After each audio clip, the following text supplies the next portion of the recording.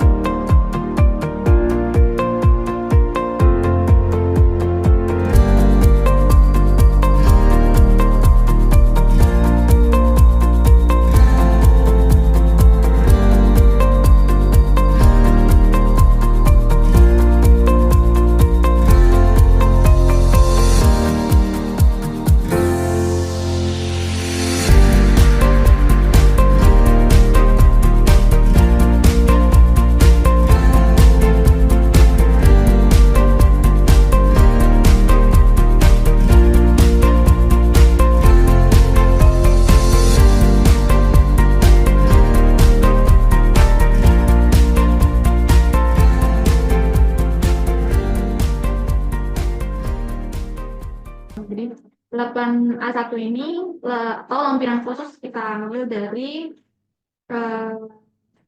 neraca yang setelah dikoreksi fiskal. Ada aset lancar, aset tetap, ada ekuitas dan kewajiban juga. Jadi di sini saya akan menjelaskan dari elemen yang pertama, elemen dari neraca. Dari total jumlah aktiva ini ada nominal 2.934.160.829 rupiah. Ini dari total seluruh kas dan setara kas sampai aktiva lancar lainnya. Dan untuk uraian jumlah kewajiban dan ekuitas ini diambil dari totalan utang dan ekuitas lainnya. Ada sejumlah 2.921.737.311 rupiah. Dan elemen kedua ini dari laporan laba rugi. Penjualan bersih yang kita dapat ada 12.205.960.866 rupiah. Dan jumlah biaya produksi ini diambil dari bahan baku yang digunakan, upah buruh langsung, biaya pabrikasi, itu totalnya ada 5.304.463.100 rupiah. Dan HPP ini kita tambah dari jumlah produksi ini dikurang saldo barang dalam proses awal dan saldo barang dalam proses akhir dengan jumlah nominal 7.946.720.850 rupiah. Lalu ada laba kotor yang diperoleh dari nomor 1 dikurang sampai 11 dengan total 4.259.240.016 rupiah. Dan lalu ada laba usaha. Dari nomor 12 ini laba kotor dikurang beban penjualan dan dikurang beban umum administrasi yang kita peroleh nominalnya 926.065.250 rupiah. Selanjutnya adalah laba rugi sebelum pajak penghasilan. Ini nominal dari laba usaha ditambah penghasilan beban lain dan bagian laba rugi perusahaan asosiasi. Di sini kita peroleh 938.385.250 rupiah. Lalu ada laba rugi dari aktivitas normal. Dari laporan laba rugi sebelum pajak penghasilan dikurang beban manfaat pajak penghasilan yang kita peroleh 750.776.873 rupiah. Lalu ada laba rugi sebelum hak minoritas yang kita dapat dari laba rugi aktivitas normal ditambah pos luar biasa. dengan total 750 juta, 776, 873. Dan laba bersih ini dikurang dari laba rugi hak sebelum hak minoritas, dikurang hak minoritas. Sama nominalnya 750 juta, 776, 873. Dan dari elemen 3 transaksi dengan pihak-pihak yang mempunyai hubungan istimewa sesuai dengan PSA atau nomor 7, di sini kita kosongkan karena tidak ada lampiran. Pada lampiran 6 ini terdapat perusahaan afiliasi. Sebelumnya, di sini saya akan jelasin perusahaan afiliasi adalah perusahaan yang memiliki hubungan khusus dengan perusahaan lain, tetapi tetap beroperasi secara independen. Nah, pada lampiran 6, itu ada daftar penyertaan modal, utang dan piutang yang tidak terdaftar karena tidak ada tentang perusahaan afiliasi. Makanya di sini kita kosongkan saja. Terus kita pindah ke lampiran 5. Pada lampiran 5, pemegang saham atas nama Pak Syarif pada alamat Jalan Matraman, rupiahnya 210 juta itu dapat dari neraca setelah koreksi fiskal pada nama ekuitas modal di sektor 210 juta. Lampiran 4 yaitu PPh final dan penghasilan yang tidak masuk objek pajak. Pada lampiran 4 di PPh final dan penghasilan yang tidak termasuk objek pajak ini tidak kami lampirkan ya hasilnya karena tidak ada di laporan keuangan. Selanjutnya yaitu lampiran ketiga, SPT tahunan pajak penghasilan wajib pajak badan.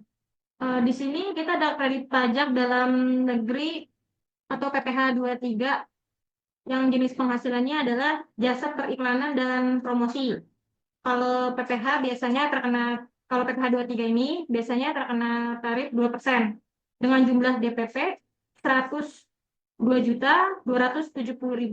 dan pajak penghasilan yaitu 2.045.400 rupiah.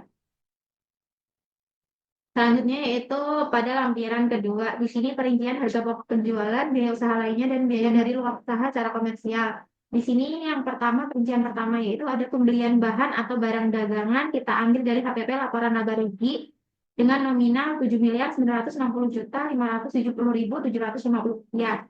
Yang kedua itu ada gaji, upah, bonus, gratifikasi, dan sebagainya. Yaitu kita ambil juga dari laporan laba rugi dengan nominal 2.158.546.000 rupiah.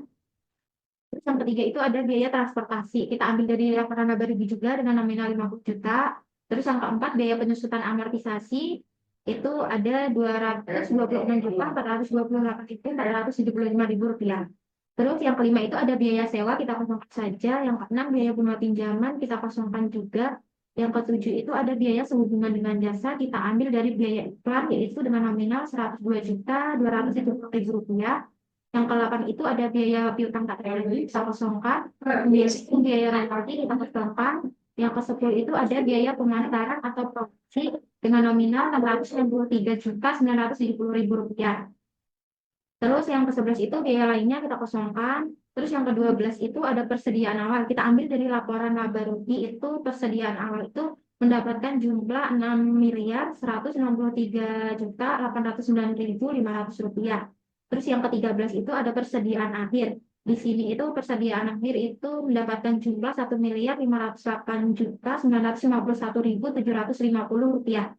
Yaitu keempat itu ada rincian jumlah. Jumlah di sini itu dari 1 sampai kolom 12 kita jumlahkan lalu kita kurangin dengan tabel ke-13 yaitu mendapatkan nominal 15.816.642.975 rupiah. Terus pada tabel ini biaya usaha lainnya kita kosongkan.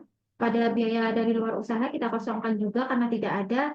Terus yang ini itu ada jumlah ini itu kita dapatkan dari kolom 3, kita tambah ke 4 dan kita tambah ke 5. Dan karena di sini kosong, jadi nominalnya sama dengan harga pokok penjualan. Itu pada lampiran pertama itu ada penghitungan penghasilan neto fiskal. Pada uraian pertama ada penghasilan neto komersial dalam negeri. Yang pertama itu peredaran usaha, itu terdapat penjualan bersih yaitu 12.259.960.866 rupiah. Yang kedua itu ada harga pokok penjualan dari para rugi itu ada nominalnya 7.960.570.750 rupiah. Biaya usaha lainnya kita kosongkan. Penghasilan neto dari usaha itu kita dapatkan dari peredaran usaha, kita kurangin bunga pokok penjualan, kita kurangin biaya usaha lainnya, sehingga mendapatkan nominal 4.245.390.116 rupiah. Terus di sini ada penghasilan dari luar usaha kita kosongkan, biaya dari luar usaha kita kosongkan, penghasilan itu dari luar usaha itu kita dapatkan dari penghasilan dari luar usaha sama biaya dari usaha itu kita kosongkan karena tidak ada nominalnya. Terus ini itu ada jumlah ini didapatkan dari penghasilan neto dari usaha kita tambahkan dengan penghasilan neto dari luar usaha sehingga mendapatkan nominal 4.245.390.116 rupiah. Itu ada penghasilan neto komersial luar negeri kita kosongkan juga. Jumlah penghasilan neto komersial itu kita dapatkan dari jumlah kita jumlahkan dengan penghasilan neto komersial luar negeri sehingga mendapatkan nominal 4.245.390.116 rupiah. Yang keempat ada penghasilan yang dikenakan PPh final dan yang tidak termasuk objek pajak kita kosongkan. Di kelima itu ada penyesuaian fiskal produktif. Ini ada beberapa yang cepat karena tidak ada datanya. Itu di sini ada harta yang dihibahkan bantuan atau sumbangan itu terdapat nominal 10 juta. Sehingga ini 000 jumlahnya yaitu mendapatkan nominal 10 juta juga. Yang keenam ada penyesuaian fiskal negatif. Di sini ada selisih penyusutan komersial di bawah penyusutan fiskal kita ambil dari laporan rekonsiliasi fiskal negatif yaitu dengan nominal 18.725.000. Selisihnya nggak ada, penghasilan yang ditanggungan nggak ada, penyesuaian fiskal nggak ada, sehingga jumlahnya mendapat 18.725.000 rupiah. Yang ketujuh, fasilitas penanaman modal kita kosongkan. Yang kedelapan, penghasilan neto fiskal itu dari tabel ketiga kita kurangin keempat, tambah kelima dikurangin lagi penyesuaian fiskal negatif, kita kurangin lagi dengan penghasilan penanaman modal ini, sehingga mendapatkan jumlah 4.236.665.116 rupiah. Untuk yang selanjutnya ada formulir 1771 di halaman pertama. Yang pertama, kita ngisi identitasnya dulu, mulai dari NPWP, nama wajib pajak, usaha, nama toko, dan periode pembukuan. Lalu selanjutnya, untuk pembukuan atau laporan keuangan, kita tinggal tidak audit. Kenapa laporan tersebut tidak audit? Karena tidak memenuhi kriteria wajib audit yaitu total aset tidak lebih dari 25 miliar dan pendapatan usaha tidak lebih dari 50 miliar. Dan perusahaan tersebut bukan merupakan perusahaan TBK atau IPO. Lalu selanjutnya kita ngisi di kolom pertama penghasilan pajak. Penghasilan neto fiskalnya 912.215.350. Dan ada kompensasi kerugian fiskal tidak diisi.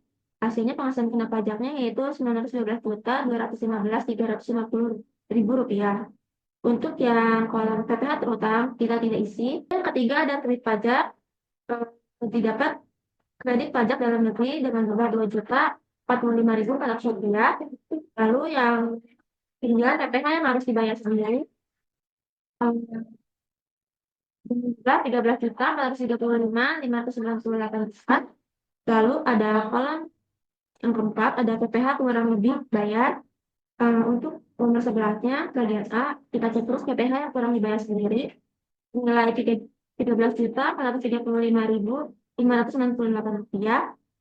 Lalu ada di lampiran keduanya halaman kedua untuk yang nomor 5 kolom nomor 5 angsuran PPh pasal 25 tahun berjalan.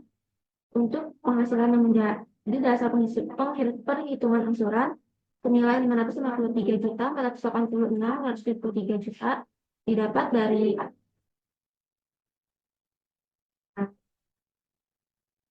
PKP dari peredaran bruto memperoleh fasilitas dan PKP dari peredaran bruto tidak memperoleh fasilitas dikurang dengan jumlah 553.486.223 rupiah. Lalu untuk penghasilan kena pajaknya diambil dari 14A Rp553.486.223.000. Lalu yang D-nya PPh hasil utang Rp161.227.173.000 diambil dari PPh terutang dari Rp39.460.204.000 ditambah Rp121.766.99.000 dengan hasil Rp161.227.173.000. Untuk PPh pasalnya kita ambil dari hasil 161.227.163.000 dibagi 12 dengan hasil Rp13.435.598. Untuk kolom F dan G juga kita isi, dan yang nilainya juga untuk kolom nilainya juga kita katakan. Lalu pernyataannya kita checklist di wajib pajak.